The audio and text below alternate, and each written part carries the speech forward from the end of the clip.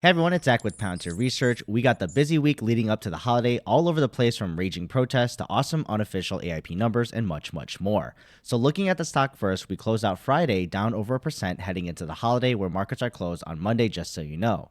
Then for the whole week, Palantir ended up not being able to hold over 18 and was down 4% for the week. So we'll see where Palantir closes out 2023 next week into the New Year's holiday. Now, news-wise, starting off with the week, the Palantir community was kind of divided, or at least had more active banter regarding ticker symbol use video.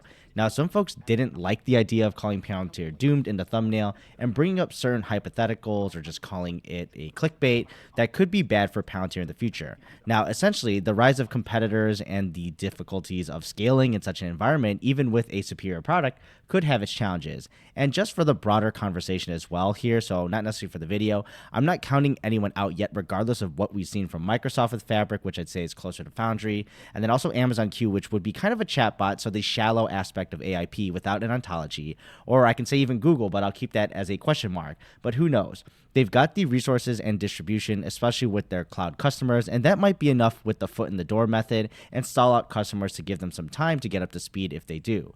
So I'll leave it up to you to form your own opinion here, but feel free to check out Ticker Symbol Use channel if you're interested in watching out the whole video.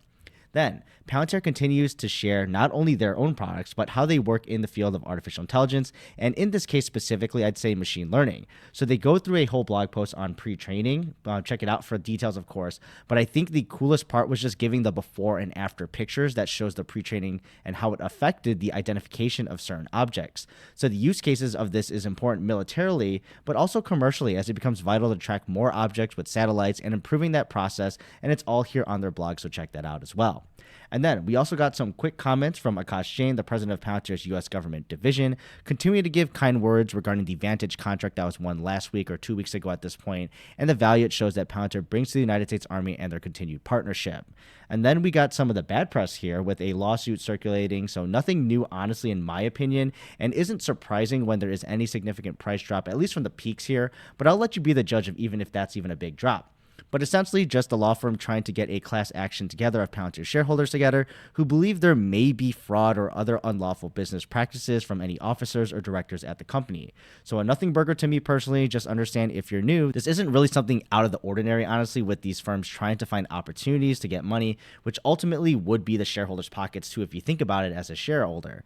Now, if you're needing to put any resources into this as well, and it might be a frivolous suit, that would just be a waste of time, so just keep that in mind. And then we got those cool undisclosed or maybe even confidential numbers from a LinkedIn post by a PwC director. We get to see here, at least after the points that we've seen after Shyam's RNDF interview, that apparently they've gotten 414 boot camps with 634 organizations and 27 industries and 1,000 participants. Now, for everyone here who has been following the channel, and I played this already in my Palantir Daily when I covered this, but Shyam Sankar at the RNDF said they expect to serve 325 organizations with boot camps by the end of the year. So if these numbers ring true, and note these aren't officially disclosed, at least the ones in this image here, by management or an official press release.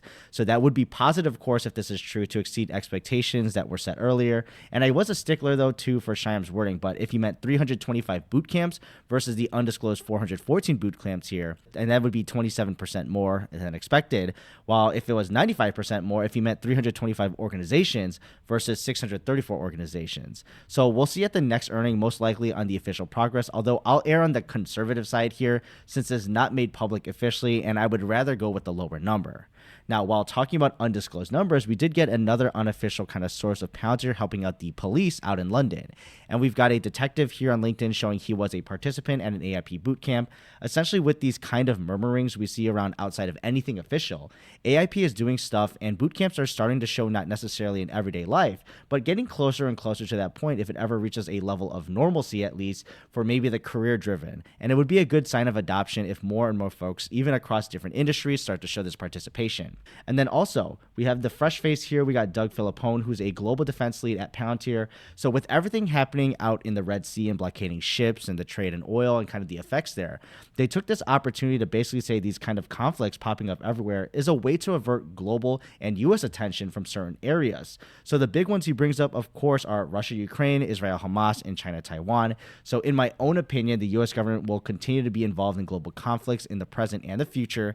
And I dare say, too, that even if we have a more populist, isolationist kind of candidate in the future running the government and somehow gets into power, I highly doubt the military-industrial complex machine of the U.S. would stop overnight, albeit maybe some isolationism could come out of it and foreign policy there. But the economic power of the United States is still a symbiotic relationship with our military power around the globe. So without each one, in my opinion at least, neither one would be as significant in the world. So we'll have to keep an eye out here and see where these resources are allocated in the future. And if Palantir could be a part of it, that'll be nicer as a shareholder. And then Dan Ives, he continues to make the media rounds with 2 interviews, one near the beginning of the week and then another near the end. And he was basically blowing the bullish whistle for 2024 around tech and the growth of AI. Now, what caught my attention was he thinks the street is actually underestimating earnings by 5% to 7%. So nothing else really new in my opinion, still saying to follow the use cases of AI and how enterprise software is the big opportunity. Palantir, of course, gets the mentions alongside other big tech names here, the Magnificent Seven, and says the new tech bull market has already begun with a wait-and-see approach as more and more bears are coming out here, and he believes a soft landing is being set up for an environment for tech to do well too. So nothing surprising or new here, at least from these multiple interviews, but at least the market is slowly getting informed about Palantir in these little interviews, as well as that overall tech story.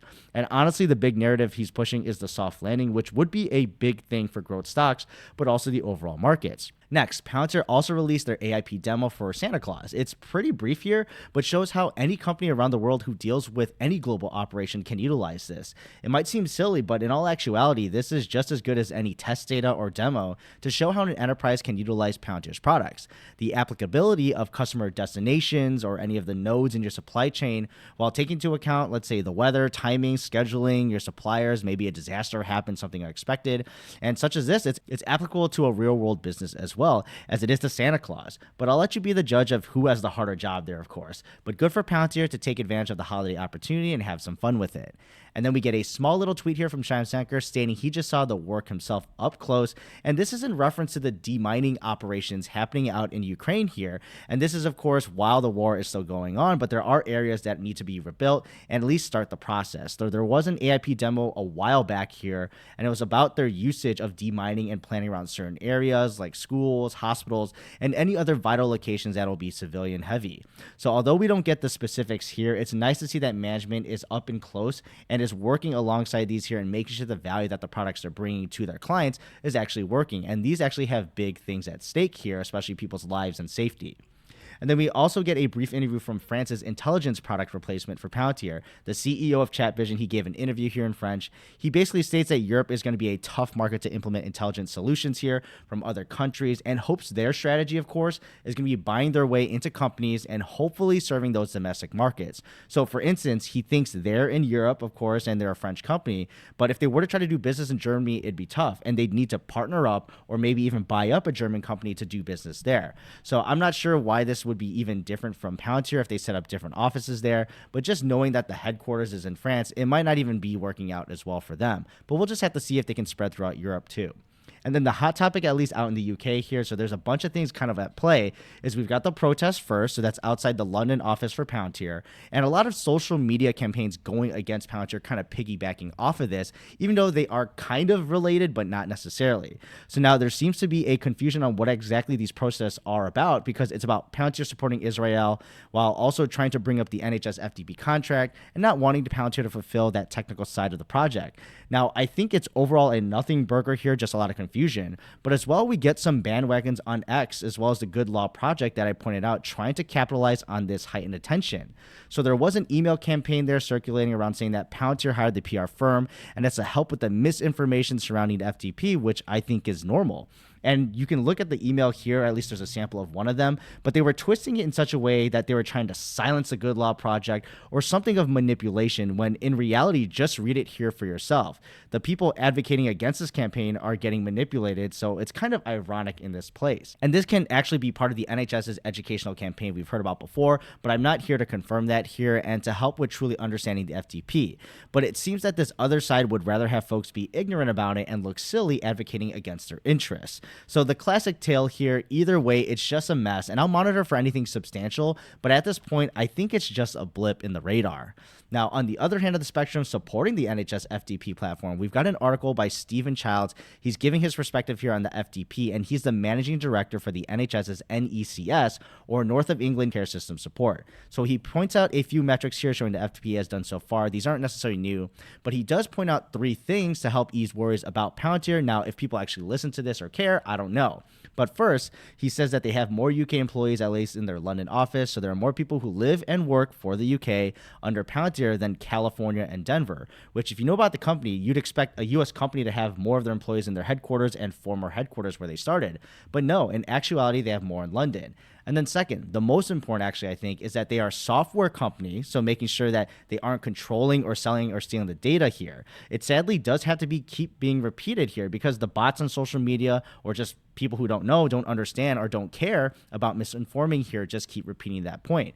And you're happily posting on a social media company as well, fully knowing their business model is your data, while Palantir has no motivation to do so, but helping their clients use it themselves. So even on that front, the motivations for Palantir to even monetize the data isn't there, but they're not going to listen to that regardless. And then third, Palantir has reputable partnerships, and it's odd to me personally, people don't want the leading edge of technology for their health system, whereas only prestigious institutions should only have it, right? Cleveland Clinic is always the one I like to bring up there, but either way, the contract is still Palantir's, and it's nice to see someone from the NHS put out more of this information and repeating the truth. But another week down here right up to the holiday, and I'll see you in the next video.